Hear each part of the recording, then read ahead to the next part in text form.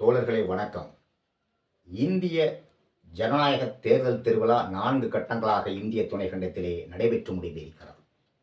இந்த ஜனநாயக தேர்தல் திருவிழாவில் பாரதிய ஜனதா தலைமையில் ஒரு அணியும், இந்தியா கூட்டணி சார்பாக காங்கிரஸ் தலைமையிலே ஒரு அணியும் செயல்பட்டு கொண்டிருக்கிறார்கள்.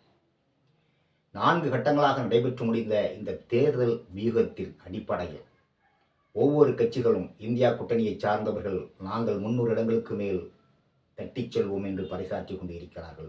பாரதிய ஜனதா கட்சியை சார்ந்தவர்கள் நாங்கள் 300 இடங்களுக்கு மேல் தட்டிச் செல்வோம் என்று பறைசாற்றிக் கொண்டிருக்கிறார்கள். இப்படிதான் வியூகங்கள் சென்று கொண்டிருக்கிறது, கடந்து கொண்டிருக்கிறது. மொத்தத்தில் நாங்கள் சொல்வது என்னவென்றால், இந்திய துணைக்கண்டத்தில் ஜனநாயக அமைப்பு நிலைக்க வேண்டும், பசி பட்டினிக்கான அரசியலை முன்மொழிய வேண்டும். அதுதான் அரசியல். வறுமைகளை எத்தனை பேர் துவண்டு கொண்டிருக்கிறார்கள். ஒருவேளை சாப்பாட்டிற்கு வழியில்லாமல் எத்தனை கோடி ஏழைகள் இந்தியாவில் துவண்டு கொண்டிருக்கிறார்கள் என்ற ஒரு கணக்கீடு உள்ளீடு செய்ய வேண்டும். அது ஒரு புறம் இருக்க, படித்துவிட்டு பயிற்சியை முடித்துவிட்டு பள்ளி கட்டமைப்பு விட்டு வெளியேறுகின்ற மாணவர் சமுதாயம் வேலை இல்லாமல் எத்தனை கோடி பேர் அடைந்து கொண்டிருக்கிறார்கள். அவர்களுக்கு வேலை வாய்ப்பை உறுதி செய்ய வேண்டும். இப்படி பசிக்கான, பட்டினிக்கான, வேலைவாய்ப்புக்கான விலைவாசி விஷம்போல் ஏறுகின்ற விலைவாசி, தனியார் நிறுவனங்களில் 10,000த்திற்கு மேல் கூலிகள் கொடுப்பதில்லை. அந்த 10,000 8,000 ரூபாயை வைத்துக்கொண்டு அவர்கள் இன்றைய விலைவாசியை சமாளிப்பது பெரும் கனவாக இருக்கிறது, பெரும் கொடுமையாக இருக்கிறது. ஆகவே தனிநபர் வருமானத்தை உயர்த்துவதற்கான அரசியல் அமைப்பை உருவாக்க வேண்டும். அதுதான் அரசியல்.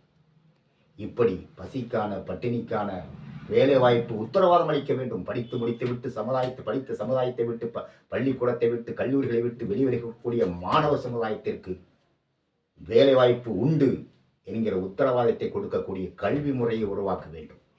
அதுதான் அரசியல். விலைவாசியை குறைத்தே ஆக வேண்டும்.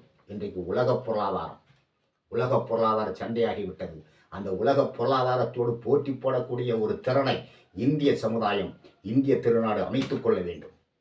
அதை அமைத்து விலைவாசியை குறைத்து தனிநபருடைய வருமானத்தை பெருக்கினால் மட்டுமே ஒவ்வொரு தனி மனிதனும் சுயசார்போடு தன்னிறைவான வாழ்க்கையை அமைத்துக் கொள்ள முடியும். அப்பேற்பட்ட ஒரு வாழ்க்கையை அமைத்து தருவதற்கான அரசியல் சக்திகளை, அரசியல் நியாயங்களை, அரசியல் கட்டமைப்புகளை உருவாக்கி தர வேண்டும். அதுதான் அரசியல்.